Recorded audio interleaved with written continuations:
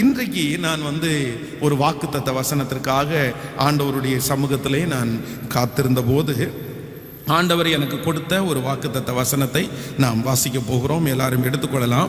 1 ராஜாக்களின் புஸ்தகம் 17ஆம் அதிகாரத்தை நாம் எடுத்துக்கொள்ளலாம். 1 ராஜாக்களின் புஸ்தகத்திலே 17ஆம் அதிகாரத்திலே 4வது வசனத்தை நாம் எல்லாரும் சேர்ந்து வாசிக்க போகிறோம். 1 ராஜாக்களின் புஸ்தகம் 17ஆம் அதிகாரத்திலே 4வது வசனத்தை நம்ம வாசிக்கலாம். அந்த ஆற்றின் தண்ணீரை குடிப்பாய், அங்கே உன்னை போஷிக்க காகங்களுக்கு கட்டளை இடுவேன் என்றார். நீங்கள் 1வது வசனத்திலிருந்து வாசிக்கலாம். கீலேயாத்தின் குடியிலே திஸ்பியனாகிய எலியா ஆகாபை நோக்கி, என் வாக்கின்படியே அன்றி இந்த வருஷங்களிலே பனியும் மழையும் பெய்யாதிருக்கும் என்று இஸ்ரவேலின் தேவனாகிய கர்த்தருக்கு முன்பாக நிற்கிற நான் அவருடைய ஜீவனை கொண்டு சொல்லுகிறேன் என்றார். பின்பு கர்த்தருடைய வார்த்தை அவனுக்கு உண்டாயிற்று. அவர், நீ இவ்விடத்தை விட்டு கீழ் திசையை நோக்கி போய் யோர்தானுக்கு நேராயிருக்கிற கேரித்த ஆற்றண்டையிலே ஒளிந்து கொண்டிரு, அந்த ஆற்றின் தண்ணீரை குடிப்பாய், அங்கே உன்னை போஷிக்க காகங்களுக்கு கட்டளை இடுவேன் என்றார். அவன் போய் கர்த்தருடைய வார்த்தையின்படியே யோர்தானுக்கு நேரிருக்கிற கேரித்த ஆற்றண்டையிலே தங்கியிருந்தான். காகங்கள் அவனுக்கு விடியற் காலத்திலே அப்பமும் இறைச்சியும் சாயங்காலத்திலே அப்பமும் இறைச்சியும் கொண்டு வந்தது. தாகத்திற்கு அந்த தண்ணீரை குடித்தான். ஆமேன் சொல்லுங்கள். ஆண்டவருடைய பிள்ளைகளே, இங்கே ஆண்டவருடைய தீர்க்கதரிசி ஆகிய எலியா அந்த நாட்டிலே இருக்கிற ஒரு ராஜாவை நோக்கி அவர் சவால் விடுகிறார். நான் சொல்ற நாள் வரைக்கும் இந்த தேசத்திலே மழை பெய்யாது அப்படின்னு சவால் விடுகிறார். அப்போ ஒரு நாட்டு ராஜாவுக்கு விரோதமாய் அந்த நாட்டை கெடுக்கிறது போல ஒரு வார்த்தையை இவனுடைய வாயிலிருந்து சொல்லும் போது அந்த நாட்டினுடைய ராஜாவினுடைய கோபம் இவன் மேல் திரும்புகிறது. ஆனால் இவன் கர்த்தருடைய ஊழியக்காரன். ஆண்டவர் சொல்றாரு, நீ போய் இந்த மாதிரி ஒளிந்து கொள், கேரித்த ஆற்றங்கரையிலே நீ போய் இரு, அங்கே இருக்கிற தண்ணீரை நீ குடித்துக்கோ, ஆனால் உன்னை போஷிக்கிறதற்கு இந்த விசை மனிதர்களை அல்ல, உனக்கு நான் என்ன செய்வேன் என்றால் காகங்களுக்கு கட்டளை இடுவேன். அதே போல ஆண்டவர் அவனுக்கு சொன்ன வார்த்தையின்படியே காலையிலையும் மாலையிலையும் காகங்கள் அவனுக்கு என்ன கொண்டு வந்துருச்சாமா, அப்பத்தையும் இறைச்சியையும் அவனுக்கு கொடுத்து வேதம் சொல்லுகிறது கர்த்தர் அவனை போஷித்தார். அப்போ இன்றைக்கு ஆண்டவர் இந்த 3வது இந்த செக்ஷன்ல நம்மோட என்ன பேசுகிறார் என்றால், கர்த்தர் இன்றைக்கு நமக்கு கொடுக்கிற ஒரு நல்ல வாக்குத்தத்தம், நமக்கு ஆண்டவர் ஒரு உதவியை கர்த்தர் அனுப்புவேன் என்று கர்த்தர் வாக்கு கொடுக்கிறார். எத்தனை பேர் ஆமோதிக்கிறீர்கள்? நீங்கள் பல தேவைகளோடு இருக்கலாம், லட்சக்கணக்கான தேவைகள் உங்களுக்கு இருக்கலாம். உங்களுடைய தேவை யாரும் சந்திக்க முடியாததா இருக்கலாம். யார் உதவி செய்ய போகிறார்கள்? யாரிடத்திலிருந்து உதவி உங்களுக்கு வரப்போகிறது? ஆனால் ஆண்டவர் வாக்கு கொடுக்கிறார், எலியாவை காகங்களை கொண்டு போஷித்த அதே கர்த்தர் சொல்லுகிறார், உங்களுக்கு ஏற்ற நேரத்தில் ஒரு உதவியை உங்களுக்கு அனுப்புவேன் என்று கர்த்தர் வாக்கு கொடுக்கிறார். எத்தனை பேர் விசுவாசிக்கிறீர்கள்? அந்த உதவி யார் மூலமாக வேண்டும் என்றாலும் வரலாம். இது ஒரு புதுமையான காரியமா இருக்கிறது. ஒரு காகம் ஒரு மனுஷனுக்கு சாப்பாடு கொடுக்குமா? சாப்பாடு அதால கொடுக்க முடியுமா? அது எப்படி கொடுக்கும்? இப்படிப்பட்ட நிறைய கேள்விக்குறிகளை அந்த இடத்துல வைக்கலாம். இது சாத்தியம்தானா? ஆனால் வேதம் சொல்லுகிறது, கர்த்தர் சொன்ன வார்த்தையின்படியே காகங்கள் அவனுக்கு கொடுத்தது. அப்போ உங்களுடைய வாழ்க்கையில கூட உங்களுக்கு முன்பாக இருக்கிற அந்த பண தேவை, உங்களுக்கு முன்பாக இருக்கிற அந்த பொருள் தேவை, இல்லையென்றால் ஏதோ ஒரு மனிதனுடைய தேவை உங்களுக்கு இருக்கலாம். அந்த தேவையை குறித்து உங்களுக்கு 1000 கொஸ்டின் உங்களுக்குள்ளே இருக்கலாம். இது நடக்குமா? இது யாராலே முடியும்? இது யார் செய்ய போகிறார்கள்? இதை கொண்டு வருவதற்கு ஒருவராலும் முடியாதே. எத்தனை கேள்விகள் உங்களுக்குள்ளே இருந்தாலும் இன்றைக்கு வார்த்தையை கொடுக்கிறவர் கர்த்தர், வார்த்தையை கொடுக்கிறவர் தேவன். நான் நம்புகிறேன் அந்த தேவன் உங்களுக்கு ஆணித்தரமாய் சொல்லுகிறார், எலியாவை காகத்தை கொண்டு போஷித்த அதே கர்த்தர் உங்களுடைய தேவை எவ்வளவு பெரிதா இருந்தாலும் உங்களுக்கு ஒரு காகத்தை கர்த்தர் அனுப்பி, உங்களுக்கு ஒரு நபரை கர்த்தர் அனுப்பி, உங்களுக்கு ஒரு அற்புதத்தை கர்த்தர் செய்து, அந்த தேவையை கர்த்தர் சந்திப்பேன் என்று கர்த்தர் வாக்கு கொடுக்கிறார். கைகளை உயர்த்தி ஒரு ஹல்லேலூயா சொல்லுங்கள். கடந்த நாட்களிலே ஒரு வாலிப சகோதரனை சந்தித்தேன். அவர் ரொம்ப துக்கத்தோடு அவர் என்னிடத்திலே பகிர்ந்து கொண்டு போனார். அப்படின்னு சொன்னால் கிட்டத்தட்ட 2 ஆண்டுகளாக எனக்கு சரியான வேலை இல்லை, ஒரு மாதம் 5000 ரூபாய் எனக்கு சம்பளம் கிடைக்குது, அந்த சம்பளத்தை வச்சு என்னால் ஒன்றும் பண்ண முடியல. எங்கள் அம்மா அப்பா 2 பேர் வயசானவங்க, அவங்க கிராமத்தில் இருக்காங்க, அவர்களுக்கு மாதம் ஒரு 3000 ரூபாவது அனுப்புனாதான் அவர்களுடைய மெடிசனுக்கெல்லாம் செலவு பண்ண முடியும். ஆனால் என் கையில் எனக்கு 5000 ரூபா வாங்கினா நான் இங்கே சாப்பிட்றதுக்கே எனக்கு சரியாக போகுது அப்படின்னு ரொம்ப துக்கப்பட்டு அழுதார். அப்போ அவருக்காக பாரத்தோடு நான் ஜெபித்து அனுப்பினேன். அவர் ஒரு திருச்சபையில் இருக்கிறார், அந்த திருச்சபையில் நல்ல ஊழியம் செய்கிற ஒரு நபர். அப்போ அவருக்காக என் மனசில் ஜெபம் பண்ணிட்டே இருந்தேன். கடந்த சில நாட்களுக்கு முன்பாக மீண்டும் அவரை ஒரு 2 மாதங்கள் தாண்டி திரும்ப சந்திக்க வேண்டிய சூழ்நிலை வந்தது. அப்போ அவர் ரொம்ப மகிழ்ச்சியாய் அவர் வந்தார். அப்போ வரும்போது என்ன அப்படின்னு கேட்டேன். அவர் சொல்லும்போது சொன்னார், பாஸ்டர் நான் இங்கேருந்து ஜாப் பண்ணிட்டு போனேன், ஜிஹெச் ஹாஸ்பிட்டலில் ஒருத்தருக்கு ஒரு சாப்பாடு கொண்டு கொடுக்கறதுக்காக எங்கள் ஓனர் அனுப்பி விட்டார். அவங்க ஒரு கொரோனா பேஷண்ட்ஸு. நான் உள்ளே போய் அவர்களுக்கு சாப்பாடு கொடுக்கறதுக்காக உள்ளே போனேன். நல்ல மாஸ்கெல்லாம் போட்டு தான் போனேன். போகும்போது பார்த்தா அந்த ஜிஹெச் ஹாஸ்பிட்டலில் நிறைய பேர் படுத்து கிடக்குறாங்க. எல்லாரும் அனாதையை போல் இருக்காங்க. யாருமே பக்கத்தில் இல்லை. ஒவ்வொருத்தரும் கூப்பிடுறாங்க, யாராவது எனக்கு தண்ணி கொடுப்பீங்களா, யாராவது எனக்கு கொஞ்சம் சாப்பாடு கொடுப்பீங்களா, நாக்கு வறண்டு போகுது. ஆனால் யாருமே அதை கேட்கறதற்கு இல்லை. உடனே நான் அந்த கொடுக்க வேண்டிய நபருக்கு கொண்டு சாப்பாடு கொடுத்துட்டு அந்த மாதிரி தண்ணி கொடுக்குறவங்களை பார்த்து ஒரு டம்ளர் தண்ணி எடுத்து கொண்டு போய் கொடுத்தேன். உடனே அவங்க என் கையை பிடிச்சிட்டு என் கையில் 1000 ரூபாய் 2000 ரூபாய் அப்படியே வைக்க ஆரம்பிச்சிட்டாங்க. அங்கே இருக்கிற ஒரு 4-5 பேர் என்னிடத்தை பார்த்து, மகன் நான் இங்கேருந்து இந்த வியாதி சரியாகி போகிற வரைக்கும் எங்களுக்கு நீ ஹெல்ப் பண்ண முடியுமா அப்படின்னு கேட்டாங்க.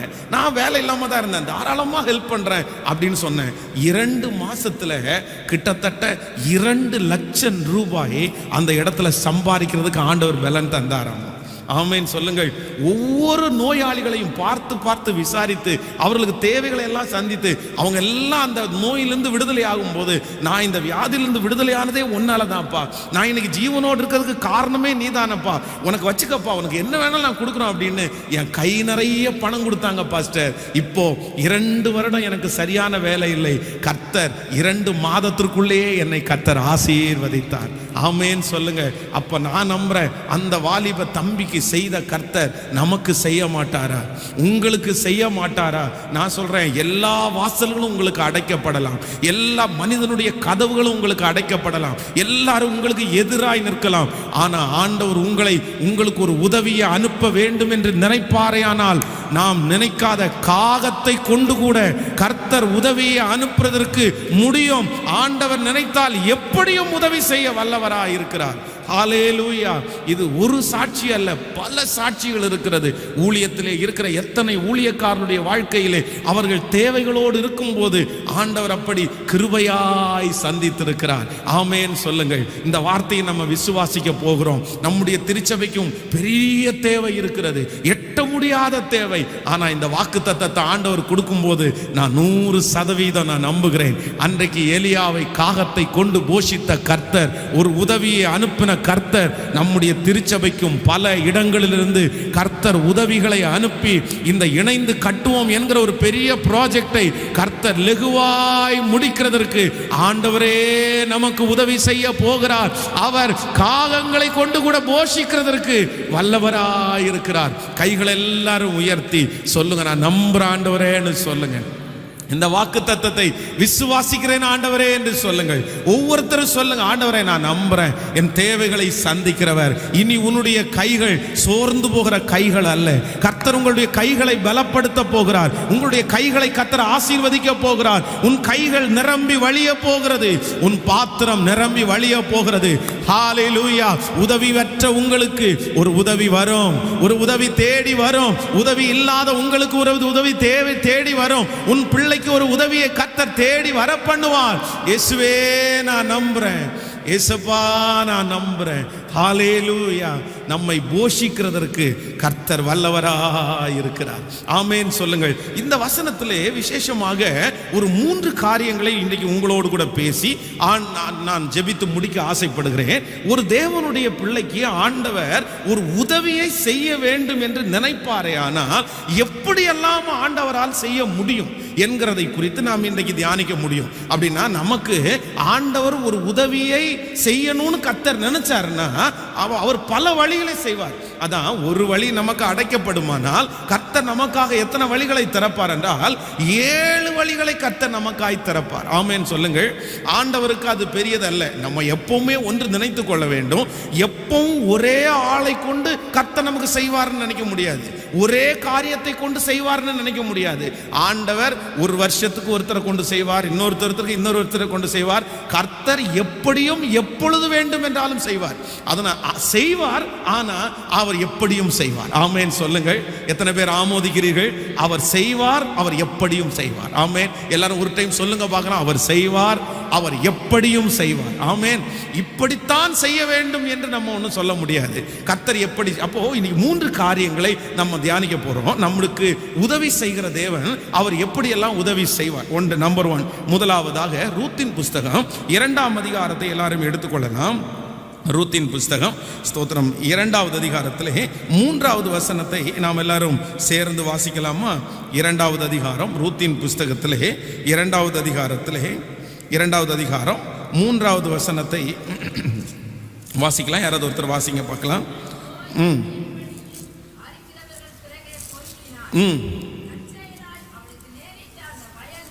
தற்செயலாய் நேரிட்ட அந்த வயல் நிலம் எலிமெலேக்கின் வம்சத்தானாகிய போவாசுடையதாய் இருந்தது. அப்பொழுது போவாஸ் பெத்லேமிலிருந்து வந்து கர்த்தர் உங்களோடு இருப்பாராக என்றார். அதற்கு அவர்கள்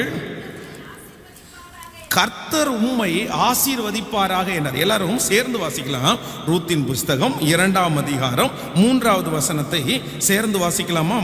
அவள் போய் வயல்வெளியில் அறுக்கிறவர்கள் பிறகு பொறுக்கினால் தற்செயலாய் அவளுக்கு நேரிட்ட அந்த வயல் நிலம் எலிமெலேக்கின் வம்சத்தானாகிய போவாசுடையதாய் இருந்தது. ஆமென் சொல்லுங்கள்.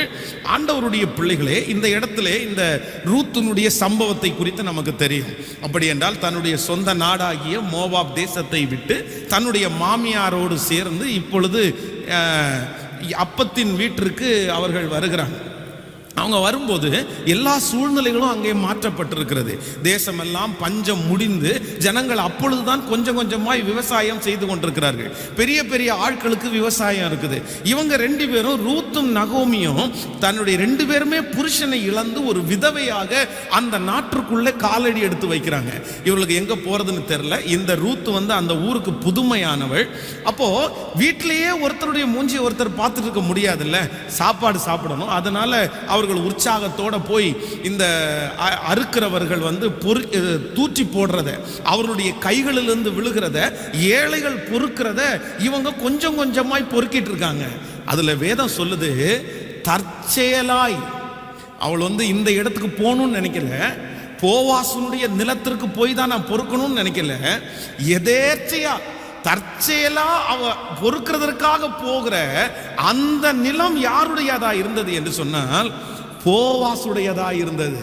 அப்போ நான் என்ன நம்புறேன் அப்படின்னா, ஆண்டவர் நமக்கு செய்கிற உதவியை எப்படி ஆண்டவரால் செய்ய முடியும் என்றால், நாம் எதிர்பாராத இடத்திலிருந்து நமக்கு ஒரு உதவியை அனுப்புறதற்கு கர்த்தருக்கு லேசான காரியம்.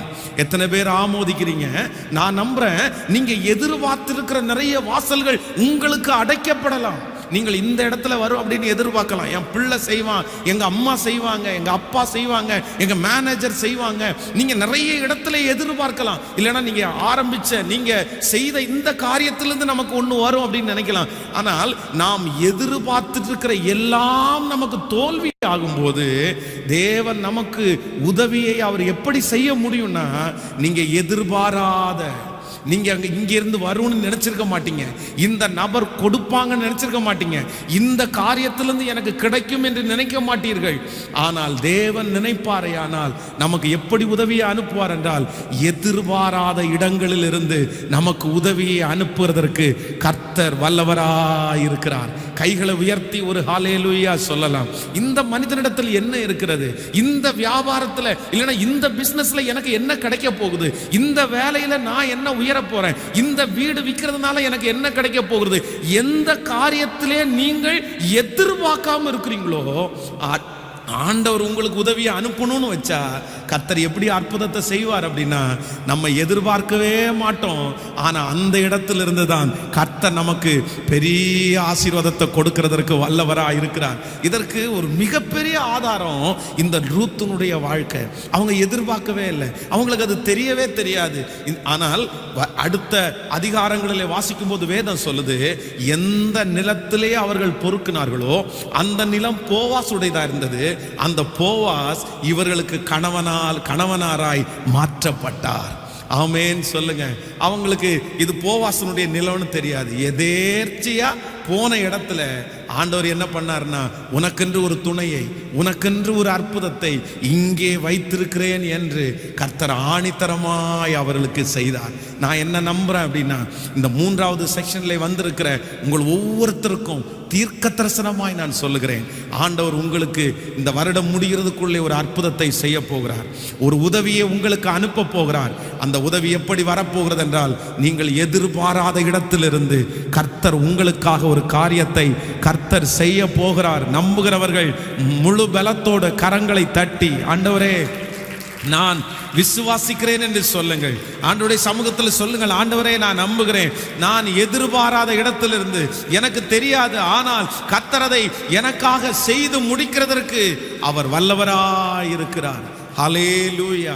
கைகளை அசைத்து ஒரு ஹல்லேலூயா சொல்லலங்கள். நீங்கள் ஜோஷுவாவின் புஸ்தகம் 1ஆம் அதிகாரத்திலே 1வது வசனத்தை நீங்கள் வாசிப்பீர்களே ஆனால் எடுத்துக்கொள்ளலாம். ஜோஷுவாவின் புஸ்தகம் 1ஆம் அதிகாரத்திலே 1வது வசனம், கர்த்தருடைய தாசனாகிய மோசே மரித்த பின்பு கர்த்தர் மோசேயின் ஊழியக்காரனாகிய நூனின் குமாரன் ஜோஷுவாவை நோக்கி, என் தாசனாகிய மோசே மரித்து போனார்.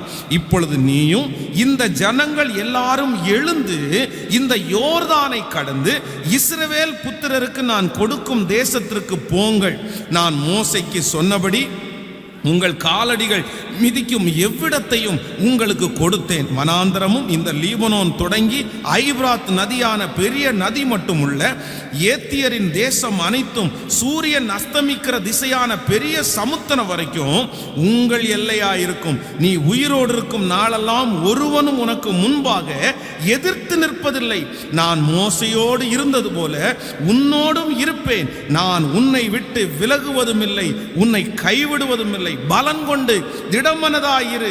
இந்த ஜனத்தின் பிதாக்களுக்கு நான் கொடுப்பேன் என்று ஆணையிட்ட தேசத்தை நீ இவர்களுக்கு பங்கிடுவாய். ஹல்லேலூயா. வேதம் சொல்லுது, இந்த ஜோஷுவா ஒரு சாதாரணமான மனிதனாய் இருந்தான். ஆனா இந்த மோசேயினுடைய காலம் முடிந்ததற்கு பிறகு, நான் தான் இந்த ஜனங்களை நடத்த போறேன், நான் தான் இந்த ஜனங்களுக்கு தேசத்தை பங்கிட போறேன், இல்ல, அவன் எதிர்பார்க்கவே இல்லை. அப்படிப்பட்ட ஒரு எண்ணம் அவனுக்குள்ள இல்லவே இல்லை. ஆனால் வேதம் சொல்லுது, இந்த ஜோஷுவா எதிர்பார்க்கல. ஆனா மோசே மரித்ததற்கு பிறகு ஆண்டவர் என்ன பண்றாருன்னா, இவனை பார்த்து சொல்றாரு, நீ தான் அந்த ஜனங்களை வழி நடத்த போற. நான் மோசையோடு இருந்தது போல உன்னோடும் கூட நான் இருப்பேன். நம்முடைய தேவன் யார் தெரியுமா? நாம் எதிர்பார்த்த வாசல்கள் எல்லாம் அடைக்கப்படும் போது எதிர்பாராத ஒரு வாசலை நமக்காய் திறக்கிறவர் தான் நம்முடைய தேவன். ஆமென் சொல்லுங்கள். எத்தனை பேர் இந்த தீர்க்க தரிசன வார்த்தையை விசுவாசிக்கிறீர்கள்? உங்களுக்கு எதிர்பாராத ஒரு வாசல் திறக்கும். நீங்கள் எதிர்பாராத ஒரு உதவி உங்களுக்கு தேடி வரும். எதிர்பாராத ஒரு உயர்வை கர்த்தர் உங்களுக்கு தருவார். எதிர்பாராத ஒரு ஆசீர்வாதத்தை கர்த்தர் உங்கள் தலையின் மேல் வைப்பார். நீங்கள் அதை எதிர்பார்த்திருக்க மாட்டீர்கள். ஆனால் கர்த்தர் செய்யும் போது உங்கள் கண்களிலே ஆனந்த கண்ணீர் வடிக்கப்படும். நீங்கள் அநேகருக்கு சாட்சிகளாய் நிற்க போகிறீர்கள். ஹல்லேலூயா. 2 கையை உயர்த்தி சொல்லுங்க, ஆண்டவரே நான் 100% நான் நம்புறேன். சொல்லுங்க, முழு பலத்தோட சொல்லுங்க, ஹல்லேலூயா, ஹல்லேலூயா, ஹல்லேலூயா. இயேசுவே நான் நம்புறேன், இயேசுவே நான் நம்புறேன், ஹல்லேலூயா. நான் நம்புறேன். உங்களுடைய எதிர்பார்ப்புகள் எல்லாம் அழிக்கப்படும் போது கர்த்தர் ஒரு அற்புதத்தை நமக்காய் ஏற்பாடு செய்வார். ஆமென் சொல்லுங்கள். இஸ்ரவேல் ஜனங்கள் அற்புதத்திற்காக எதிர்பார்த்து சோர்ந்து போனார்கள். எத்தனை, 1 வருடம் 2 வருடம் அல்ல, 400 வருடங்கள் எதிர்பார்த்தார்கள். ஆனா ஒரு ரட்சகனும் இல்லை, அவர்களை ரட்சிக்கிறதற்கு ஆளே இல்லை. அவருடைய மரணங்கள் எல்லாம் பல தலைமுறைகள் அப்படியே நன்மையை காணாமல் மறிக்கிறது. ஆனா வேதம் சொல்லுது, ஒரு நாள் ஆண்டவர் மோசேயை அங்கே இருந்து கூட்டிட்டு வந்து அவனிடத்துல சொல்லுகிறார், இந்த ஜனங்களை நீ வழி நடத்து. ஆண்டவர் அவங்க எதிர்பாராத நேரத்தில் கர்த்தர் ஒரு தலைவனை ஏற்படுத்தி அங்கிருந்து அவர்கள் எப்படி கிளம்பினாராமா, பொன்னோடும் பொருளோடும் கர்த்தர் புறப்பட செய்தார். ஹல்லேலூயா. நான் நம்புறேன், இஸ்ரவேல் ஜனங்களுக்கு செய்த கர்த்தர் நமக்கும் செய்ய போகிறார், நமக்கும் செய்ய போகிறார். விசுவாசிக்கிறீர்களா? நம்புறீர்களா? நான் ஆணித்தரமாய் நம்புகிறேன். என் ஆண்டவர் எப்படி உதவி அனுப்புவாருன்னா, நம்முடைய எதிர்பார்த்த வாசல்கள் எல்லாம் அடைக்கப்படும் போது எதிர்பாராத இடத்திலிருந்து ஒரு அற்புதம் நமக்காக நடக்கும். ஆமென் சொல்லுங்கள். கைகளை அசைத்து ஒரு ஹல்லேலூயா சொல்லுங்கள். நான் ஒரு பெரிய சாட்சியை உங்களுக்கு சொல்ல முடியும். அப்படி என்றால், நம்முடைய இந்த பக்கத்தில் இருக்கிற நம்முடைய இடத்திற்காக நம்ம ஜெபம் பண்ணிட்டு இருக்கிறோம். அப்போது அந்த இடத்தை பல ஆண்டுகளாக நம்ம பேசி கொண்டிருக்கிறோம்.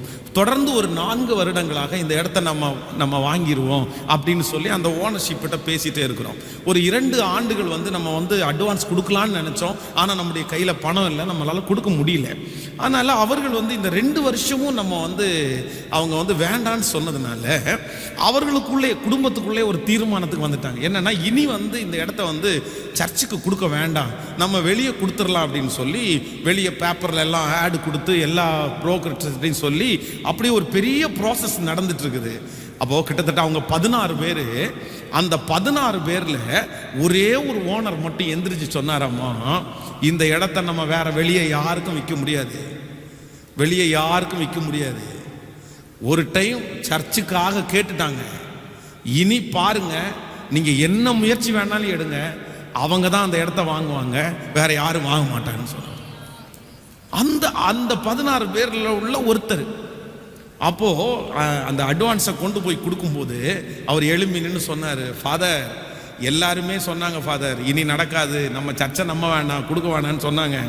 ஆனால் நான் ஒரே ஒருத்தன் எழும்பி சொன்னேன், சர்ச்சுக்காக கேட்டாங்க, இனி நம்ம வேற யாருக்கும் கொடுக்க முடியாது, அது என்னைக்குனாலும் அது அவங்களுக்கு தான், சர்ச்சுக்கு தான் அப்படின்னு நான் எழும்பி சொன்னேன் ஃபாதர். அந்த மாதிரியே நீங்கள் இன்னைக்கு அட்வான்ஸ் கொண்டு வந்துருக்கீங்கன்னு சொன்னார். அப்போது நான் நம்புகிறேன், எல்லாரும் நம்ம எதிர்பார்த்த எல்லாருடைய வாய்களும் அடைக்கப்படும் போது ஒரே ஒரு நபர் எழும்பி சொல்ல வச்சது, நான் நம்புகிறேன், கர்த்தரே செய்தார், கர்த்தரே செய்தார். இப்படி செய்த ஆண்டவர் இந்த காரியத்தை முடிக்காமல் இருப்பாரா? உங்களுடைய வாழ்க்கையில் செய்யாமல் இருப்பாரா? நான் கண்ணீரோடு சொல்லுகிறேன், மனுஷனை நம்பாதீங்க, மனுஷனை நம்பாதீங்க, எந்த மனுஷனையும் எதிர்பார்க்காதீங்க, எந்த மனுஷன்கிட்ட போய் கை கட்டி நிற்காதீங்க. அவனுடைய காரியங்கள் எல்லாம் மாயாக்கப்படும் போது என்னுடைய ஆண்டவரை எதிர்பாருங்க. என்னுடைய ஆண்டவர் எவ்வளவு வேண்டும் என்றாலும் நமக்காய் செய்கிறதுக்கு வல்லவராய் இருக்கிறார். எனக்கு உதவி எங்கிருந்து வரும் என்றால், நான் எதிர்பாராத இடத்திலிருந்து கர்த்தர் எனக்காக உதவியை, இது தீர்க்க தரிசனமான வார்த்தை. எத்தனை பேர் நீங்க எழுதி வைக்கிறீங்கன்னு தெரியாது. நீங்க ஆரம்பிச்சிருக்கிற காரியத்தை முடிக்கிறதற்கு கர்த்தர் எதிர்பாராத ஒரு இடத்திலிருந்து ஒரு அற்புதத்தை கர்த்தர் உங்களுக்காக செய்வார். நீ தொடங்கின அந்த காரியத்தை, நீ ஆரம்பித்திருக்கிற அந்த காரியத்தை முடிப்பதற்கு எதிர்பாராத இடத்திலிருந்து ஒரு உதவி உனக்கு கடந்து வரும். நீங்கள் எதிர்பாராத இடத்திலிருந்து கடந்து வரும். ஹல்லேலூயா. நம்பர் 2, இரண்டாவதாக நம்முடைய ஆண்டவர் எப்படி நமக்கு உதவியை அனுப்ப முடியும் என்கிறதை குறித்து வேதம் நமக்கு சொல்லுகிறது. வாசிக்கலாம். நீங்கள் ஆதியாகமம் 33ஆம் அதிகாரத்தை எடுத்துக்கொள்ளலாம். ஆதியாகமம் 33ஆம் அதிகாரத்திலே 1வது வசனத்திலிருந்து நாம் 4வது வசனம் வரைக்கும் வாசிக்கலாமா? ஆதியாகமம் 33வது அதிகாரத்தை எடுத்துக்கொள்வோம். 33ஆம் அதிகாரம் 1வது வசனத்திலிருந்து வாசிக்கலாம். யாக்கோபு தன் கண்களை ஏறெடுத்து, இதோ ஏசாவும் அவனோடு கூட 400 மனிதர்களும் வருகிறதை கண்டு பிள்ளைகளை லேயாளிடத்திலும் ராகேலிடத்திலும் 2 பணிவிடைக்காரிடத்திலும் வெவ்வேறாக பிரித்து வைத்து பணிவிடைக்காரிகளையும் அவர்கள் பிள்ளைகளையும் முதலிலும், லேயாளையும் அவள் பிள்ளைகளை இடையிலையும், ராகேலையும் யோசேப்பையும் கடையிலையும் நிறுத்தி தான் அவர்களுக்கு முன்பாய் நடந்து போய் 7 விசை தரை மட்டும் குனிந்து வணங்கி தன் சகோதரன் கிட்டே சேர்ந்தான். அப்பொழுது ஏசா எதிர்கொண்டு ஓடி வந்து அவனை தழுவி அவன் கழுத்தை கட்டி கொண்டு அவனை முத்தம் செய்தான். இருவரும் அழுதார்கள். அவன் தன் கண்களை ஏறெடுத்து ஸ்திரீகளையும் பிள்ளைகளையும் கண்டு, உன்னோடு இருக்கிற இவர்கள் யார் என்றார். அதற்கு அவன், தேவன் உமது அடியானுக்கு அருளின பிள்ளைகள் என்றார். அல்லேலூயா. கர்த்தருடைய பிள்ளைகளே, இந்த இடத்துல இந்த ஏசாவுக்கும் யாக்கோபுக்கும் பல நாட்களாக அவர்களுக்குள்ளே கசப்பு இருக்கிறது. இந்த சகோதரனை, தன்னுடைய சொந்த சகோதரனை இந்த யாக்கோபு வந்து ஏமாத்துறாரு. ஃபர்ஸ்ட் ஒரு டைம் கூளை கொடுத்து ஏமாத்திட்டாரு. இரண்டாவது ஒரு விசை தன்னுடைய தகப்பனாருடைய இவனுடைய ஆசீர்வாதத்தை வஞ்சித்து ஏமாற்றி வாங்கினார். அதனால ஏசா என்ன சொல்றாரு அப்படின்னு சொன்னா, என்னைக்காவது ஒரு நாள் எங்க அப்பா சாவாரு, எங்க அப்பா சாகுற அன்னைக்கு என்னுடைய சகோதரனையும் நான் கொன்று விடுவேன் அப்படின்ற ஒரு பெரிய கசப்போட வாழ்ந்துட்டு இருக்கிறார். ஏன்னா அவருடைய வாழ்க்கை ஒரு பெரிய சக்சஸ்ஃபுல்லா இல்லை. தன்னுடைய தகப்பனாரிடத்தில் போய் ஆசீர்வாதத்தை வாங்கும்போது அவர் ஒரே ஒரு ஆசீர்வாதத்தை தான் கொடுக்கிறாரு. உடனே தன்னுடைய தகப்பனாரை பார்த்து கேட்கிறார், என் தகப்பனே, இந்த ஒரு ஆசீர்வாதம் மாத்திரமா உம்மிடத்திலே உண்டு? உடனே அவங்க அப்பா சொல்றாரு, ஆமாப்பா, இந்த ஒன்று தான் மிச்சம் இருக்கு, எல்லாத்தையும் உன்னுடைய சகோதரனுக்கு நான் கொடுத்துட்டேன். உடனே இவன் முடிவு பண்ணிட்டான், இல்லை இவனை ஒரு நாள் கொல்லாம விடக்கூடாது அப்படின்னு. இப்போ காலங்கள் தாண்டினது. இந்த யாக்கோபு தேவனுடைய சமூகத்தில் ஜெபம் பண்ணிட்டு வரான். இப்போ அவனுடைய சகோதரன் தன்னை பார்க்கிறதற்கு 400 பேரோட வர்றான்னு சொன்னோன்னே இவனுக்குள்ள ஒரு பெரிய பயம் வருகிறது. ஐயோ, எப்படி எனக்கு உதவி வரப்போகிறது? அவனுடைய உதவி இல்லாம அந்த நாட்டில் அவனால வாழ முடியாது. இத்தனை பேரையும் உயிரோட காப்பாற்ற முடியாது. ஏசா வேட்டையிலே வல்லவன். அப்படியே பயந்து நடுங்குகிறான். ஆனால் வேதம் சொல்லுகிறது, ஏசா தூரத்தில் அவனை பார்த்து ஓடி வந்து கட்டி பிடிச்சு 2 பேரும், அண்ணன் தம்பி 2 பேரும் பல நாட்களான பகை. ஆனா என்ன பண்ணாங்களாமா, 2 பேரும் முத்தம் செய்து கண்ணீரோடு அழுதார்களாமா. அப்போ ஆண்டவர் இந்த இடத்துல ஒரு அற்புதத்தை யாக்கோபுக்கு செய்யறாரு. என்ன அற்புதத்தை செய்யறாருன்னா, நம்ப முடியாத ஒரு அற்புதத்தை கர்த்தர் அவனுக்காக செய்கிறார். நான் நம்புறேன் உங்களுக்கு ஆண்டவர் ஒரு உதவி செய்ய முடியும். எப்படி உதவி செய்ய முடியும் என்றால், நீங்கள் நம்பவே முடியாத ஒரு இடத்திலிருந்து உங்களுக்கு ஒரு உதவியை அனுப்புவது என் ஆண்டவருக்கு லேசான காரியம். எத்தனை பேர் ஆமோதிக்கிறீங்க? உங்க நம்பிக்கையெல்லாம் அந்த காரியத்தை குறித்து அற்று போயிருக்கலாம். எனக்கு இனி இந்த தொழில் மேல நம்பிக்கை இல்லை, எனக்கு இனி இந்த வருமானத்தின் மேல நம்பிக்கை இல்லை, இனி என்னுடைய பிள்ளை மேல எனக்கு நம்பிக்கை இல்லை. எந்தெந்த காரியம் எல்லாம் உங்களுக்கு நம்பிக்கை அற்று போனதோ நான் விசுவாசிக்கிறேன், நான் நம்புகிறேன், என் தேவன் இன்றைக்கு பேசுகிறார். நான் உதவி செய்ய முடியுமானால் நம்பிக்கை அற்ற இடத்திலிருந்து கூட உங்களுக்காக ஒரு உதவியை அனுப்ப முடியும். ஆமென் சொல்லுங்க. நம்புகிறீர்களா? விசுவாசிக்கிறீர்களா? ஹல்லேலூயா. ஆண்டவருடைய சீடர்கள் எல்லாம் ஆண்டவரிடத்தில் சொல்லுகிறார்கள், இத்தனை ஜனங்களுக்கு ஆகாரத்தை நம்ம எப்படி கொடுப்போம்? ஐயோ, நம்ப முடியாது, யாருக்கும் ஆகாரம் கொடுக்க முடியாது. ஆனால் கர்த்தர் 5 ஐப்பத்தையும் 2 மீனையும் எடுத்து ஆசீர்வதித்து எல்லாருக்கும் திருப்தியான ஆகாரத்தை கொடுத்தார். நம்ப முடியாத இடத்திலிருந்து கர்த்தர் அவர்களுக்கு ஒரு உதவியை அனுப்பினார். நான் விசுவாசிக்கிறேன், நமக்கும் கர்த்தர் செய்ய போறார். எப்படி செய்ய போறார்னா, நம்ம நம்பாத இடத்திலிருந்து கர்த்தர் ஒரு அற்புதத்தை நமக்காய் செய்ய போகிறார். கைகளை அசைத்து ஒரு ஹல்லேலூயா சொல்லலாம். எத்தனை பேர் ஆமோதிக்கிறீர்கள்? இதற்கு ஒரு பெரிய சாட்சி இருக்கிறது ஆண்டவருடைய பிள்ளைகளே.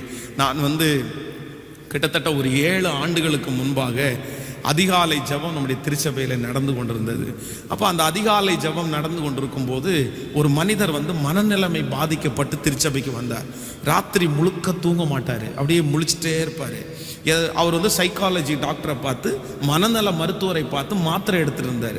அப்போ நான் அவரை பார்த்து சந்தித்து அவருக்காக ஜெபம் பண்ணி அவருக்கு ஆலோசனை சொல்லி இந்த திருச்சபைக்கு வந்ததற்கு பிறகு பார்த்தீங்கன்னா அவருக்கு பரிபூரணமான சுகம் கிடைத்தது. அது எதனால் அந்த மன அழுத்தத்துக்குள்ள ஆனார் அப்படின்னா, அவருடைய நண்பர் அவரை ஏமாத்திட்டாரு. பல கோடி ரூபாய் ஏமாத்தி பில்களை எல்லாம் எரிச்சு எல்லாத்தையும் நாசம் பண்ணி அவர் ஒன்றும் இல்லாமல் பண்ணிட்டதுனால அந்த பணத்தை ஏமாந்ததுனால தூங்காம ஆயிட்டாரு. ஆனா இங்க இந்த ஆராதனைக்கு அட்டன் பண்ணி கர்த்தருடைய வாக்குத்தத்தத்தை விசுவாசித்து திரும்ப ஒரு பிசினஸ் ஆரம்பிச்சு அந்த பிசினஸ் கோடிக்கணக்கான பணம் பெருகிருச்சு, நல்ல வசதி. ஆனால் நான் அதை எதிர்பார்க்கிறது அல்ல, ஒரு நாள் கூட கிட்டத்தட்ட 7 ஆண்டுகள் ஆயிடுச்சு. 7 ஆண்டுகள்ல அவருக்கு வந்து திருச்சபைக்காக ஏதாவது ஒன்று செய்யணும்னு அவருக்கு தெரியவே தெரியாது.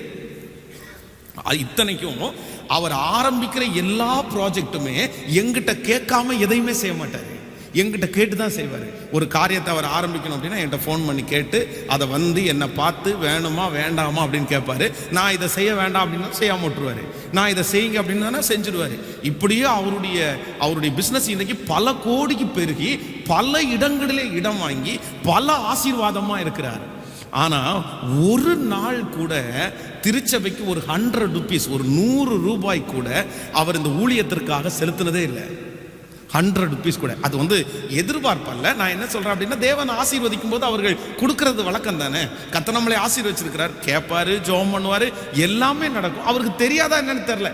நம்ம ஒருவேளை சர்ச்சில் உபதேசம் பண்ணாதனாலயா அவர், ஆனால் அதை செய்யலை. அப்போ வந்து நான் வந்து சரி ஓகே, அது ஆண்டவருக்கும் அவருக்கும் உரியது அப்படின்னு விட்டுட்டேன். திடீரென்று ஒரு நாள் கடந்த சில நாட்களுக்கு முன்பாக அவர் வந்தார். வந்துட்டு அவருக்கு வந்து இந்த கோவிட் வந்து அவருக்கு அட்டாக் ஆயிடுச்சு. இந்த கொரோனாவில் பாதிக்கப்பட்டார். அப்போ அவருக்காக ஜெபம் பண்ணி அவருக்கு ஆலோசனை சொல்லி அவரை போய் பார்த்து அவருக்காக ஒரு ஹாஸ்பிட்டல் ரெடி பண்ணி எல்லாத்தையும் கிளியர் பண்ணி இப்போ வந்து ஆண்டவர் வந்து கிருபையாக அவரை வந்து தப்பிச்சிட்டார். அப்போ வந்து சொன்னார், பாஸ்டர் நீங்கள் இல்லை அப்படின்னா, நீங்களும் கர்த்தரும் இல்லைன்னா நான் வந்து செத்துருப்பேன், ஆண்டவர் என்னை உயிரோடு காப்பாற்றினார். ஆனால் அந்த கொரோனா வார்டுக்குள்ளே நான் படுத்து கிடக்கும்போது ஆண்டவர் என்கிட்ட ஒன்று பேசினார்.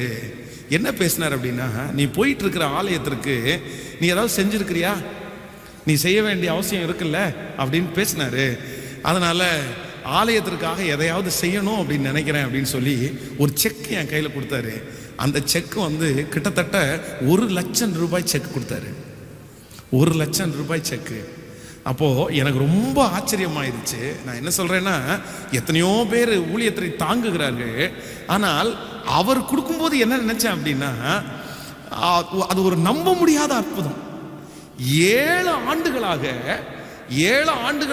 ஆண்டுகளாக 1 ரூபாய் கூட கொடுக்காத ஒரு மனுஷன் அன்னைக்கு அந்த ஆசீர்வாதத்தை கொடுக்கிறார் அப்படின்னா, நான் நம்புறேன் நம்முடைய தேவன் உதவியை நமக்கு அனுப்பணும்னு நினைச்சிட்டார் அப்படின்னா, நம்ம நம்ப முடியாத இடத்துல இருந்து கூட என்ன பண்ணுவாருன்னா உதவியை அனுப்புறதற்கு வல்லவராக இருக்கிறார். நம்ம நினைப்போம் இந்த இடத்துல இருந்தெல்லாம் வருமா, எனக்கு நம்பிக்கை இல்லை சார், எனக்கு நம்பிக்கை இல்லை. உங்களுடைய நம்பிக்கையெல்லாம் கர்த்தர் பலப்படுத்தும்படியாகத்தான் இன்று இந்த 3வது செக்ஷனில் கர்த்தர் பேசுறாரு. இல்லை, என்னால் நம்பிக்கை இல்லாத இடத்திலிருந்து உங்களுக்கு உதவியை அனுப்புறதற்கு முடியும் என்று கர்த்தர் சொல்லுகிறார். உங்கள் இருதயம் சோர்ந்து போக வேண்டாம், உங்கள் மனசு சோர்ந்து போக வேண்டாம், உங்களுடைய நம்பிக்கையெல்லாம் தளர வேண்டாம். என் தேவன் உங்களுக்காய் ஒரு உதவியை அனுப்புவேன் என்று வாக்கு கொடுக்கிறார். 2 கரங்களை மேலே உயர்த்தி முழு இருதயத்தோட நீங்க சொல்லுங்க, ராஜா ராஜா ராஜா, எனக்கு அற்புதத்தை நீங்க செய்யணும்னு நினைச்சிட்டீங்க அப்படின்னா, என் நம்பிக்கை அற்று போனதுல இருந்து கூட எனக்கு அற்புதத்தை செய்ய முடியும் ஆண்டவரே. சொல்லுங்க, ஆண்டவரே எனக்கு அப்படி செய்ய முடியும், ஆண்டவரே, செய்ய முடியும்பா. உங்களால் ஆகாதது என்று ஒன்றும் இல்லை இல்லை இல்லை இல்லை. கைகளை உயர்த்தி ஒரு ஹல்லேலூயா சொல்லலாம். ஆமென். மீன் பிடிக்கிற தொழிலில் போகிற ஒரு தேவனுடைய பிள்ளை பெரிய கடனில் மாட்டி அந்த மீன் பிடிச்சிட்டு வந்தால் தான் அவருக்கு லாபம். அப்போ போகும்போதே அவருடைய வலையை எடுத்து பார்த்தா அவருடைய வலையில் நிறைய இடத்துல ஓட்டை இருந்துச்சாமா. அவங்க மனைவி பார்த்து சொன்னாங்களாமா, இந்த ஓட்டையான வலையை கொண்டு போய் மீனை பிடிச்சி என்னைக்கு இந்த கடனை நீங்கள் முடிக்க போகிறீங்கன்னு சொன்னாங்களாம். மீன் பிடிக்கிற தொழில் வந்து ரொம்ப கஷ்டமான தொழில், இருக்கிறதுலே ரொம்ப கஷ்டமான. அவங்களுக்காக ஸ்பெஷலாக நம்ம ஜெபம் பண்ணணும். அவங்க வந்து அந்த இயற்கை சீற்றத்தோடு போராடுகிற இடம் இல்லை, தண்ணிக்குள்ள. அதெல்லாம் நீங்கள் ஒன்றொன்னா விவரித்து சொன்னோம் அப்படின்னா, ஐயோ அவ்வளோ கஷ்டமான ஒரு தொழில் தான் மீன் பிடிக்கிற தொழில். அங்கே இருக்கிற நம்ம வந்து அந்த போட்டில் வந்து ஒரு 15 நிமிஷம் ட்ராவல் பண்ணாலே நம்மளால் ட்ராவல் பண்ண முடியாது, ஃபுல்லாக வாமிட்டிங் வந்துடும். அந்த அந்த கடலுடைய காற்று கூட நமக்கு ஒத்துக்காது. அதெல்லாம் ரொம்ப கஷ்டமானது. அதை கண்ணீரோடு அந்த அந்த ஓட்டையான வலையை தூக்கி போட்டு, இனி என் கடனை முடிக்கிறதுக்கு இந்த வலை உதவி செய்யாது, எனக்கு அந்த நம்பிக்கை இல்லைன்னு போனார். ஆனால் ஒரு மிகப்பெரிய ஆச்சரியம், அவருக்கு வந்து ஒரு 7 மீன் கிடச்சிருச்சாமா. 7 மீன் ஒரு நல்ல சைஸ் உள்ள மீன். அது ரொம்ப காஸ்ட்லியான மீன். அதை வந்து கிட்டத்தட்ட 37 லட்சம் ரூபாய்க்கு வித்தாராமா. 7 மீனையும் கொண்டு வந்து அந்த நீங்கள் பேப்பர்ல எல்லாம் வாட்சி பார்ப்பீங்க, சில மீன்கள் வந்து ரொம்ப காஸ்ட்லியாக இருக்கும், அது இம்போர்ட் பண்ணுவாங்க, அது பெரிய பெரிய மெடிசன்ஸுக்கு அது யூஸ் ஆகும். அந்த மாதிரி 7 மீன் கிடச்சிருச்சு. அதில் பணம் வந்து அவருடைய கடன் முழுக்க ஒரே ஒரு ஓட்டையான வலையில் சரியாயிடுச்சு. ஆமேன்னு சொல்லுங்க. அப்போது அவர் சாட்சி சொல்லும்போது ரொம்ப ஆசையாக இருந்துச்சு. அதோட அந்த வலையை தூக்கி போட்டு ஊழியத்துக்கு வந்துட்டார். இன்னைக்கு ராமேஸ்வரத்தில் ஆண்டவருடைய ஊழியத்திற்காக ஒப்பு கொடுத்து கர்த்தருடைய ஊழியத்தை செஞ்சுட்டு இருக்கிறாரு. அப்போது நான் என்ன நம்புகிறேன் அப்படின்னா, நம்முடைய ஆண்டவர் நம்பிக்கை இல்லாத இடங்களிலே நம்பிக்கை விதைக்கிற கர்த்தர். ஆண்டவர் உங்களுக்கு உதவி செய்யணும்னு நினச்சிட்டாருன்னா, எந்த இடத்துல நீங்கள் நம்பலையோ அந்த இடத்துலேருந்து உதவியை செய்ய கர்த்தர் வல்லவராக இருக்கிறார். நான் நம்புகிறேன் ஆண்டவரே, நான் நம்புகிறேன் எனக்கு ஒரு உதவி கடந்து வரும். என் தேவன் எனக்காய் உதவியை எப்படியும் செய்வார், எப்படியும் செய்வார். ஆமென். 100க்கு 100 உம்மையே நான் நம்புவேன். அற்புதம் செய்திடுங்க, அதிசயம் நடத்திடுங்க. 100க்கு 100 உம்மையே நான் நம்புவேன். அற்புதம் செய்திடுங்க, அதிசயம் நடத்திடுங்க. மனிதர்கள் முன்பாக தலைகுனிந்து போகாமல் உதவி செஞ்சிடுங்க, உயர்த்தி வச்சிடுங்க. மனிதர்கள் முன்பாக தலைகுனிந்து போகாமல் உதவி செஞ்சிடுங்க, உயர்த்தி வச்சிடுங்க. உம்மைத்தான் நான் நம்பி இருக்கேன், அற்புதங்கள் எனக்கு செய்யுங்கப்பா.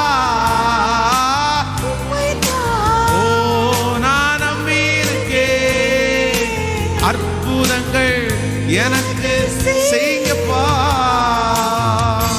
ஹல்லேலூயா. கைகளை உயர்த்தி ஒரு ஹல்லேலூயா சொல்லு. ராமுழுதும் பிரயாசப்பட்டோம், ஒன்றும் அகப்படவில்லை. ராத்திரி முழுக்க நாங்க இந்த கடல்ல பிரயாசப்பட்டோம், மீன் கிடைக்கும் அப்படின்னு. பேதுரு மீன் பிடிக்கிறதுலே வல்லவன், அவனுக்கு எல்லா பழக்கம் அவனுக்கு இருக்குது. ஆனா ஒரு மீன் கூட அகப்படலை. அவன் சொல்றான், ஆகிலும் உம்முடைய வார்த்தையின்படி வலையை போடுறேன். அந்த வலையை போட்டுட்டு எடுக்கும்போது வேதம் சொல்லுது, அந்த படகெல்லாம் மூழ்கத்தக்கதாக மீன். கரையில் இருக்கிறவங்களெல்லாம் கூப்பிட்டு எங்களுக்கு கொஞ்சம் உதவி செய்யுங்கன்னு சொன்னாங்களாமா. அப்போ நம்ப முடியாத இடத்துல உதவி அனுப்புறவர் கர்த்தர். நம்பர் 3, மூன்றாவது, நம்முடைய ஆண்டவர் நமக்கு எப்படி உதவி செய்ய முடியும் என்றால், வேதத்தில் ஒரு வசனத்தை வாசிக்கலாம். ஆதியாகமம் 39ஆம் அதிகாரத்தை எடுத்துக்கொள்ளுங்கள். 39ஆம் அதிகாரம் 20வது வசனத்தை எடுத்துக்கொள்ளலாம். 39ஆம் அதிகாரத்திலே ஸ்தோத்திரம் 20வது வசனத்திலிருந்து நம்ம வாசிக்க போறோம்.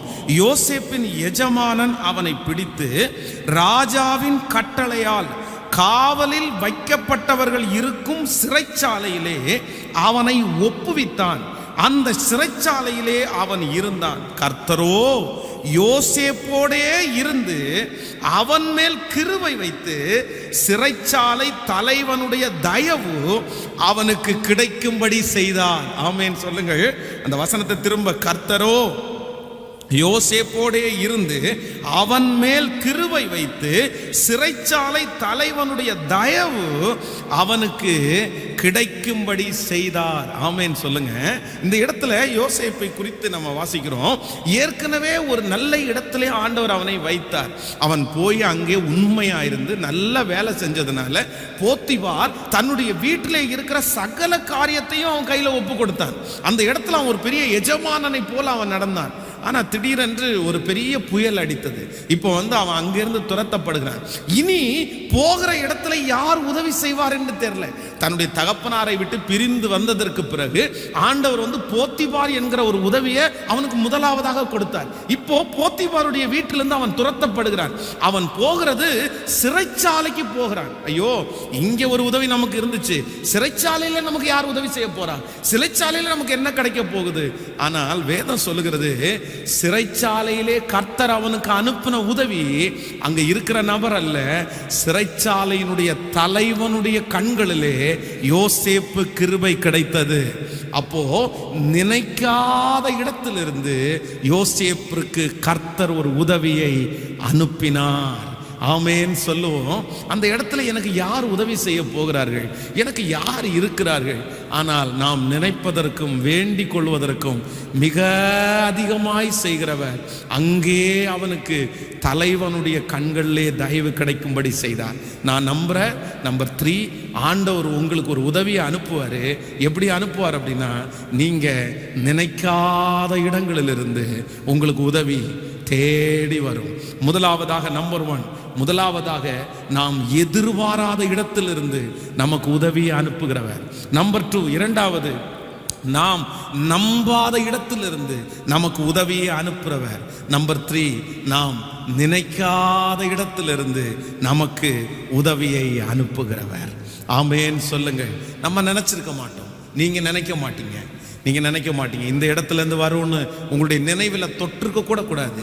அதை உங்களுடைய இருதயத்துக்குள்ள கொண்டு வந்திருக்க மாட்டீங்க, சிந்தனைக்குள்ள கூட கொண்டு வந்திருக்க மாட்டீங்க. அது ஒரு பெரிய விஷயம் இல்லாமல் நீங்கள் போட்டிருப்பீங்க, அது ஒரு பெரிய விஷயம் இல்லைன்னு நினச்சிருப்பீங்க. ஆனால் என் ஆண்டவர் உதவி செய்யணும்னு நினச்சிட்டார் அப்படின்னா, நாம் நினையாத இடத்திலிருந்து நமக்காய் உதவிகளை அனுப்புவேன் என்று கர்த்தரே வாக்கு கொடுக்கிறார். கைகளை மேலே உயர்த்தி சொல்லுங்க, ஆண்டவரே நான் நம்புகிறேன், நான் நினைக்காத இடத்திலிருந்து எனக்கு ஒரு உதவி, எனக்கு ஒரு உதவி, எனக்கு ஒரு உதவி தேடி வரும்.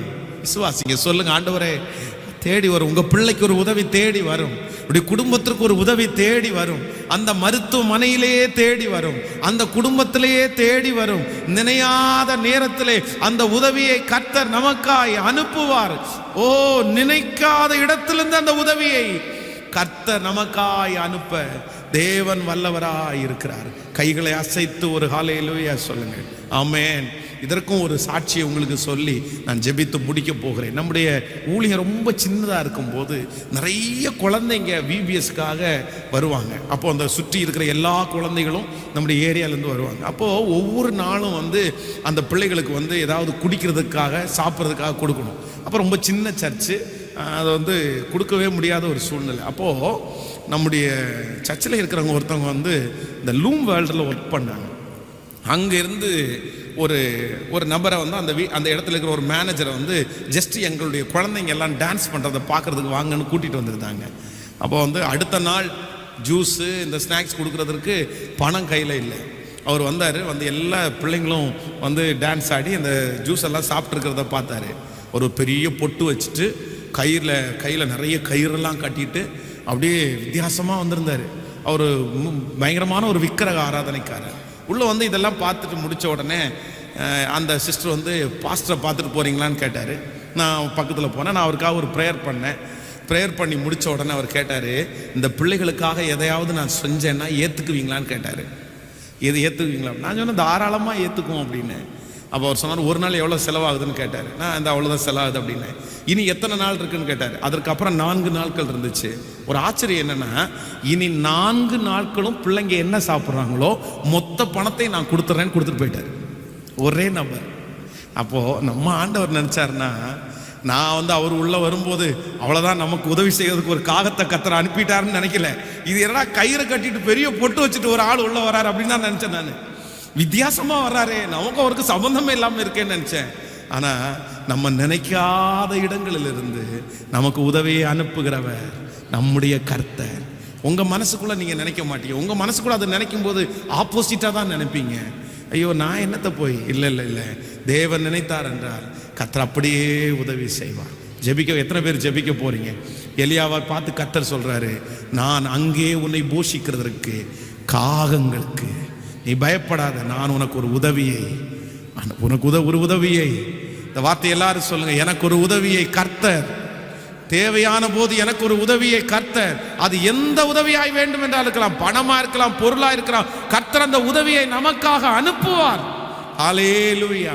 எல்லாரும் தேவ சமூகத்தில் எழும்பி நிற்கலாம், கர்த்தரிடத்தில் கேட்போம், ஆண்டவரே எனக்காய் ஒரு உதவியை அனுப்புவீர். ஹல்லேலூயா, ஹalleluya. அங்கே உன்னை போஷிக்கிறதற்கு நான் காகங்களுக்கு கட்டளையிடுவேன். ஹalleluya. தீர்க்கதரிசியை காகங்களை கொண்டு போஷித்த கர்த்தர், ஓ ஜீவராசியை கொண்டு போஷித்த கர்த்தர் உங்களையும் என்னையும் மறந்து விடுவாரோ, தள்ளி விடுவாரோ? நீங்க அவரை தெரிந்து கொள்ளவில்லை, அவர் அல்லவோ உங்களை தெரிந்து கொண்டார். நேற்று அல்ல, இன்று அல்ல, அது தாயின் கருவில் உருவாகும் முன்னே கர்த்தர் நம்மை தெரிந்து கொண்டார். நமக்கு ஒரு உதவி தேடி வரும்.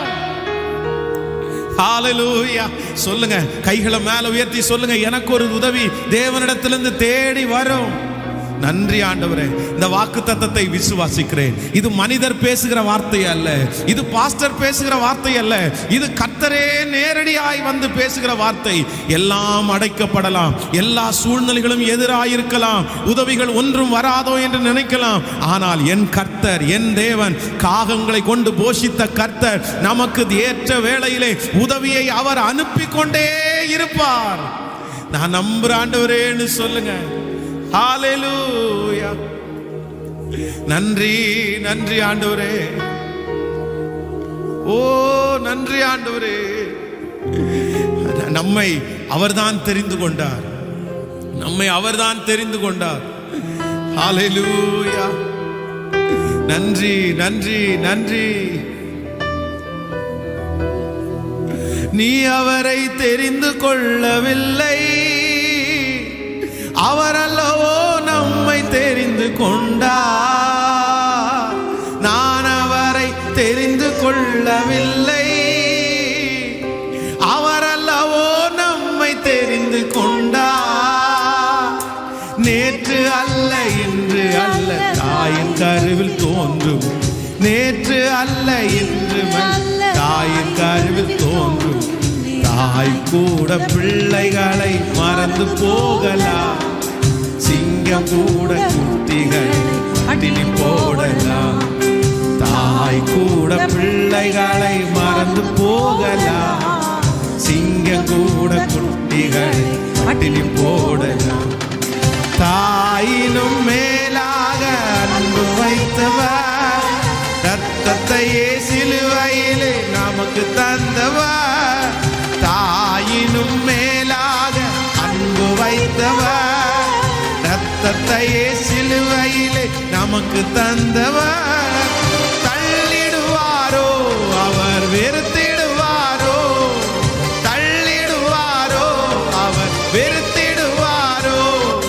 நம்பிக்கையை விட்டு விடாதே, நீ நம்பினவர் கைவிட மாட்டார். ஓ நம்பிக்கையை விட்டு விடாதே, நீ நம்பினவர் கைவிட மாட்டார். ஆமோதிக்கிறீங்களா? ஹalleluya. ரொம்ப அழகான ஒரு பாடல். நான் அவரை தெரிந்து கொள்ளவில்லை, அவர் அல்லவோ. கிறிஸ்தவ வாழ்க்கை அப்படின்றது என்ன வாழ்க்கைன்னா ஃபெய்த், விசுவாசம் தான் வாழ்க்கை. ஆமே. ஆபிரகாம், ஈசாக்கு, நம்முடைய மூதாதையர்கள் எல்லாம் எப்படி வெற்றி அடைஞ்சாங்க அப்படின்னா, தூரத்திலே அவைகளை கண்டு விசுவாசித்து அணைத்து கொண்டு விசுவாசத்தில் வல்லவர்களானார். அப்ப நம்ம எல்லாம் எப்படி ஆகணுமாமா? விசுவாசத்துல. ஸோ இன்னைக்கு இந்த வார்த்தையை ஆண்டவர் பேசியிருக்கார் அப்படின்னா, இங்கிருந்து போகும்போதே, இல்லைன்னா இந்த ஆராதனை முடிக்கும் போதே எப்படி சொல்லணும்னா, என்னை அழைத்த தேவன் எனக்கு ஒரு உதவியை ஆமேன்னு சொல்லுவோம். நீங்க என்ன நினைச்சாலும் சரி, இந்த வார்த்தையை நான் பிரசங்கம் பண்றேன்னாலே என்னமோ தெரியல, இந்த வார்த்தையை நான் அப்படியே நான் என் வாழ்க்கையில பார்க்குறேங்க, நடக்கிறத பார்க்குறேன். நான் பிரசங்கம் பண்ணுகிற எல்லா வார்த்தைகளையுமே கர்த்தர் நிறைவேற்றுகிறத நான் பார்க்குறேன். மாதம் 1ஆம் தேதி வாக்குத்தத்தத்தை ஆண்டவர் தருவார். அந்த 1ஆம் தேதி வாக்குத்தத்தத்தை ஒவ்வொரு நாளும் ஒரு டைமாவது நான் நினைவு கூறுவேன். போன மாதம் கொடுத்தாரு, காற்றையும் காண மாட்டாய் மழையும் காண. இந்த மாதம் கொடுத்தாரு, அந்நிய கண்கள் அல்ல உன் கண்கள் அதை காணும் அப்படி. அப்போ அந்த மாதம் முடிக்கும் போது அந்த 30ஆம் தேதி 31ஆம் தேதி யோசிச்சு பார்ப்பேன், இந்த மாதம் ஆண்டவர் கொடுத்த வாக்குல உண்மையா இருந்தாரான்னு பார்த்தா அவர் ஒவ்வொரு நாளும் உண்மையா இருந்திருக்காரு. நமக்கு எல்லாருக்கும் உண்மையா இருந்திருக்கிறாரு. அதனால அவருடைய வார்த்தை கீழே ஒரு நாளும் தரையில விழவே விழாது. நான் அது உங்க கையில் தான் இருக்குது. பெற்றுக்கொள்றதும் கீழே விடுறதும் உங்க கையில் தான் இருக்குது. அப்போ என்ன இந்த கடைசி ஜெபம் தான் முக்கியமான ஜெபம். எப்படி ஜெபிக்கணும்னு, ஆண்டவரே நான் நம்புறேன், நான் நம்புறேன் இந்த வார்த்தையை, அப்படியே நம்புறேன்னு சொல்லுங்க. அப்படி எப்படி நம்புறேன்னா, நீ சொன்ன வார்த்தையின்படியே நம்புகிறேன். ஹல்லேலூயா. அது எழுத்தினுடைய உறுப்பு கூட மாறாம அது அப்படியே நடக்கும். விசுவாசிக்கிறீங்களா? நான் இந்த இந்த இந்த வசனத்தை வச்சே ஒரு சாட்சி இருக்குது. நான் உங்களுக்கு ஏற்கனவே சொல்லி இருக்கிறேன். அந்த காகத்தை கத்துறேன். ஒரு தாயும் ஒரு சின்ன பிள்ளையும் வீட்டில் பசிக்காக ஜெபம் பண்ணிட்டு இருக்கும்போது, அவங்க அம்மா ஜெபம் பண்ணிட்டே இருக்கும்போது அவங்க அம்மா சொன்னாங்களாம்மா, இந்த மாதிரி எலியான்னு ஒரு ஐயா இருந்தார், அவங்கள காகத்தை கொண்டு ஆண்டவர் போஷிச்சாரு, நம்மையும் போஷிக்கிறதுக்கு ஒரு காகத்தை அனுப்புவார். ஒரு மழை காலம், ரொம்ப பனியா இருக்குது, ஒரு மலையில குடியிருக்காங்க, அம்மாவும் பிள்ளையும் சாப்பாடு இல்லாம கஷ்டப்படுறாங்க.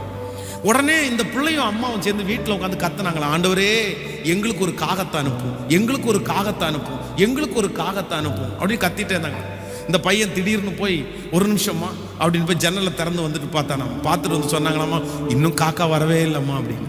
உடனே இவங்க சொன்னாங்களாமா, உட்காரு வரும் கண்டிப்பா அந்த காக்கா. திரும்பி ஜெபம் பண்ணாங்களா, இயேசுவே அந்த காக்காவை அனுப்பும், இயேசுவே அந்த காக்காவை அனுப்பும். ரெண்டாவது டைம் திறந்து பார்த்தா ஜன்னல்ல இவங்க 2 பேருக்கான சாப்பாடு பொதியாக அங்க வைக்கப்பட்டிருச்சாங்க. இவங்களுக்கு ஆச்சரியம் தாங்க முடியல. எடுத்து சாப்பிட்டு முடிச்சா அடுத்த நாள் விசாரிக்கும் போது ஒருத்தர் சொன்னாராமா, என் பேர் காக்கா, என் பேர் அந்த பேரு, நீங்க ஒரு காக்காவை அனுப்புங்கன்னு சொன்னாங்க. எங்க சாப்பாடு கொடுக்குறது ஒரு காக்கா வரட்டும், எனக்கு நான் தான் சாப்பாடு வாங்கிட்டு வந்தேன்.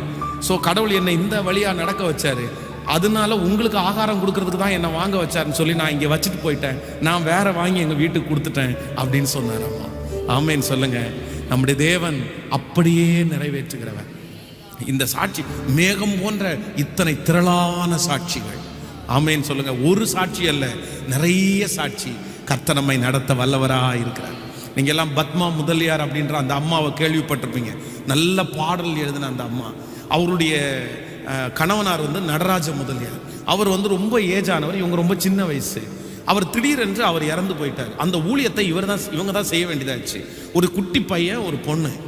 அந்த குட்டி பையன் திடீர்னு நைட்டு 12 மணிக்கு எனக்கு ஐஸ்கிரீம் வேணும் அப்படின்னு கத்துறான். எனக்கு ஐஸ்கிரீம் வேணும், இல்லைன்னா எங்க டேடி வேணும், எனக்கு ஐஸ்கிரீம் வேணும், இல்லைன்னா டேடி வேணும். இவங்களுக்கு ஐஸ்கிரீமே வாங்கி கொடுக்க முடியாது, டேடியும் கொடுக்க முடியாது. டேடி இறந்து போயிட்டாரு. 12 மணிக்கு எங்க போய் ஐஸ்கிரீம் வாங்குவாங்க? இவங்க வேற ஒரு விதவை, என்ன பண்றதுன்னே தெரியலாமா. அவனை எத்தனாலே அடக்க முடியலையாமா, கத்துறானாமா, எனக்கு ஐஸ்கிரீம் கொடுங்க, இல்லைன்னா டேடி கொடுங்க, எனக்கு ஐஸ்கிரீம் கொடுங்க. இவங்களால அடிச்சு பார்த்தாங்க, கொஞ்சி பார்த்தாங்க, ஒன்றும் பண்ண முடியல. திடீர்னு அந்த நடு ராத்திரியில ஒருத்தர் கதவு தட்டினாரு. கதவு தட்டி, இது நடந்த சம்பவம், ஒரு ஐஸ்கிரீம் அந்த பேக்கை கையில கொடுத்தாங்க. இவங்க அப்படி பிரமிச்சு போயிட்டாங்களாமா. ஐயா என்ன ஐஸ்கிரீம் கொடுக்குறீங்க அப்படின்னு. இல்லை, ஆண்டவர் 2-3 நாளாவே எங்கிட்ட சொல்லிட்டு இருந்தாரு, உங்களுக்கு உங்க வீட்டுக்கு 1 மாசத்திற்கான மளிகை ஜாமான் கொடுக்கறதுக்காக பேசிட்டு இருந்தாரு. பட் எனக்கு கொஞ்சம் லேட் ஆயிடுச்சு. இன்னைக்கு எப்படியாவது மளிகை ஜாமான் வாங்கி கொடுக்கணும்னு சொல்லி நான் வர்ற வழியெல்லாம் கடையை பார்த்தேன், எல்லா கடையும் பூட்டி இருந்துச்சு. பக்கத்துல வந்துட்டேன். சரி உங்கள்ட்ட ஒரு வார்த்தை சொல்லலான்னு நினைச்சேன், நைட் எப்படி வரேன்னு நினைச்சேன். ஒரே ஒரு ஐஸ்கிரீம் பார் மட்டும் மூட போற நேரத்தில் போயிட்டேன். ஒரு பேக் கிடைச்சு, என்னமோ வாங்கி கொடுக்கணும்னு நினைச்சேன் அப்படின்னு கொடுத்துட்டு போயிட்டாராம். அப்பதான் இவங்க நினைச்சாங்களாமா, இயேசு அவர் மறக்கல, இன்றும் ஜீவிக்கிறார், இன்றும் ஜீவிக்கிறார். நமக்கு முன்னாடி இருக்கிற சாட்சி. அதனால நான் நம்புறேன், நம்மையும் கர்த்தர் போஷிக்கிறதற்கு, நமக்கு ஒரு உதவியை அனுப்புறதற்கு கைய மேல உயர்த்தி, எனக்கு ஒரு உதவியை அனுப்புங்கப்பா, எனக்கு ஒரு உதவியை அனுப்புங்கப்பா சொல்லுங்க. முழு பலத்தோடு, ஆண்டவரே எத்தனையோ பரிசுத்தவான்களுக்கு உதவியை அனுப்புனீரே, என்னை உயர்த்துவதற்கு ஒரு உதவியை அனுப்பும்.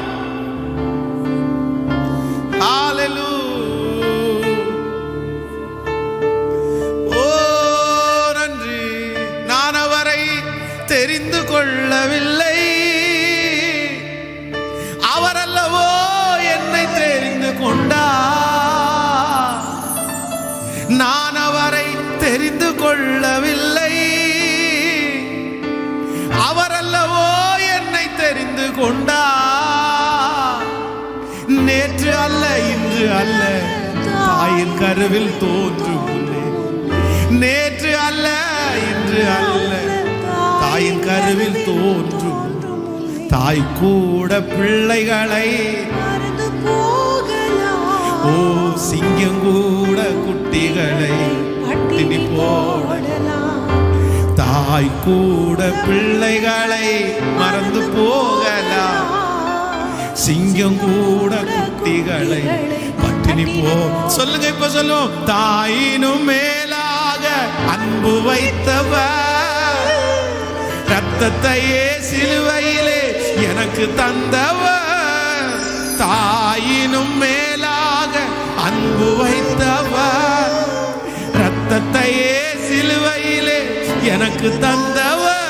என்னை தள்ளிடுவாரோ, என்னை வெறுத்திடுவாரோ, என்னை தள்ளிடுவாரோ, என்னை வெறுத்திடுவாரோ, என்னை தள்ளிடுவாரோ, வெறுத்திடுவாரோ, என் நம்பிக்கையை விட்டிட மாட்டேன். நான் நம்பினவர் என் நம்பிக்கையை விட்டிட மாட்டேன். உம்மையே உம்மையே இரக்கம் செய்யும் வரை, உம்மையே இரக்கம் செய்யும் வரை, உம்மையே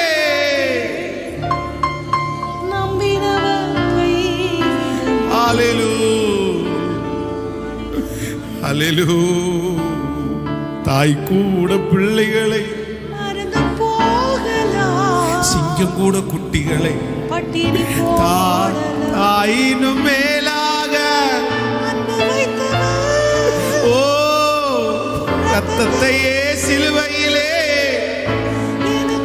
நீ தள்ளிடுவாரோ, என்னை வெறுத்திடுவாரோ, தள்ளிடுவாரோ, உன்னை வெறுத்திடுவாரோ, உன் நம்பிக்கையே விடாதே. நீ நம்பினவர், நான் நம்பினவர், நான் நம்பினவர், நான் நம்பினவர், நான் நம்பினவர். காகங்களை கொண்டு உன்னை போஷிப்பேன், உனக்கு ஒரு உதவியை நான் அனுப்புவேன், உனக்கு ஒரு உதவி தேடி வரும். நீ எதிர்பார்க்காத இடத்திலிருந்து உதவியை நான் அனுப்புவேன். நீ நம்பாத இடத்திலிருந்து உனக்கு ஒரு உதவி வரும். நீ நினைத்து கூட பார்க்காத இடத்திலிருந்து ஒரு உதவி வரும். இது 100% நாங்க எல்லாரும் நம்புறோம் ஆண்டவரே. இந்த ஆராதனையிலே கலந்து கொண்டிருக்கிற பிள்ளைகள் எந்த இடத்துல இருந்தாலும், யாரா இருந்தாலும், அந்த வார்த்தை அவங்களுக்கு ஆம் என்றும் ஆமென் என்று.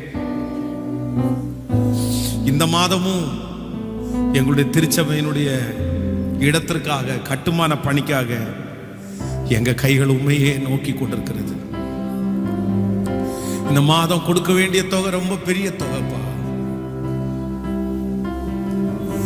எங்க கையில ஒண்ணுமே இல்லை.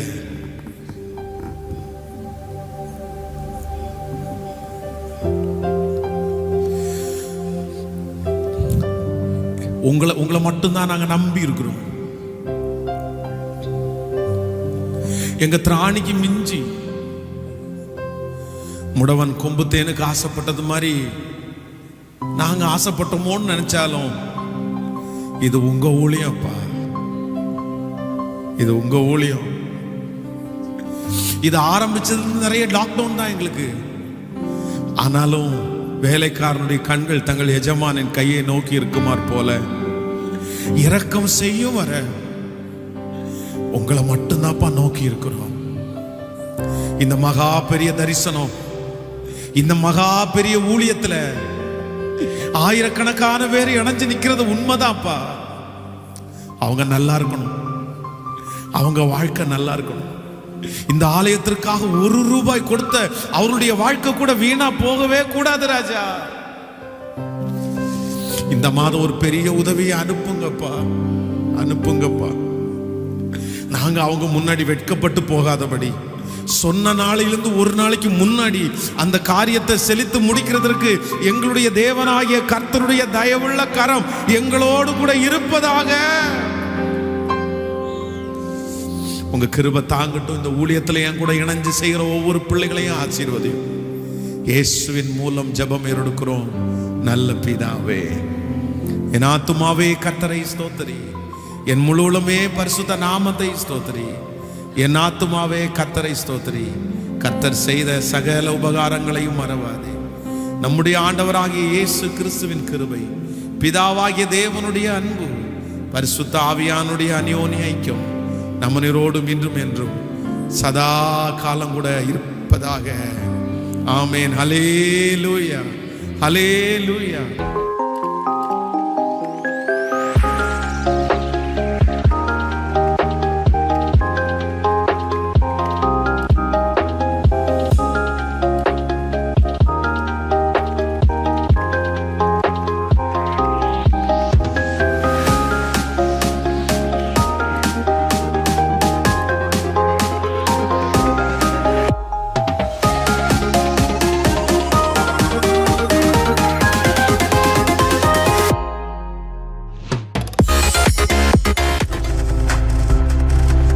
நீங்கள் பார்த்து கொண்டிருப்பது உங்கள் ஜாய் டிவி. உங்கள் துக்கம் சந்தோஷமாய் மாறும்.